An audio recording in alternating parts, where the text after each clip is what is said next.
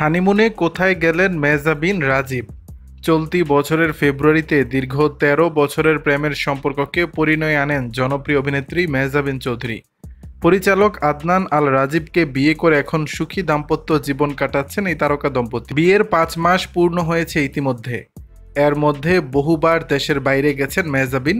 প্রায় সব সফরেই সঙ্গে ছিলেন স্বামী আদনান আল রাজীব।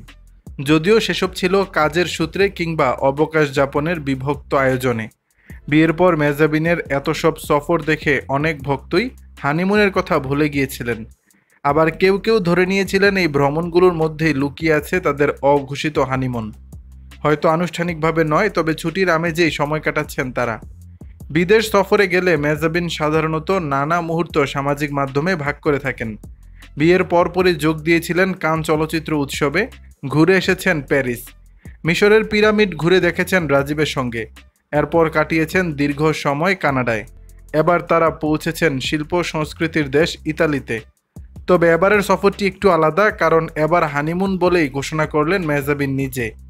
শনিবার দুপুরে নিজের ফেসবুক পেজে ইতালির মনোরম লেক কমো থেকে একগুচ্ছ ছবি শেয়ার করেন তিনি।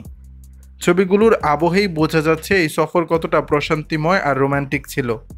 কখনো নীলচে পোশাকে লেক কমোর নীল জলের পাশে দাঁড়িয়ে একা মেহজাবিন, কখনো বা রাজীবের কাঁধে মাথা রেখে প্রেমময় মুহূর্তে ধরা দিয়েছেন। ছবির ক্যাপশনে মেহজাবিন লিখেছেন, সবসময় শুনতাম লেক কমো হলো বিশ্বের সবচেয়ে রোমান্টিক জায়গাগুলোর একটি, বিশেষ করে কাপলদের জন্য। তাই নিজের চোখে দেখতে চলে এলাম। সত্যি বলতে মনে হয়েছে যেন এক স্বপ্ন।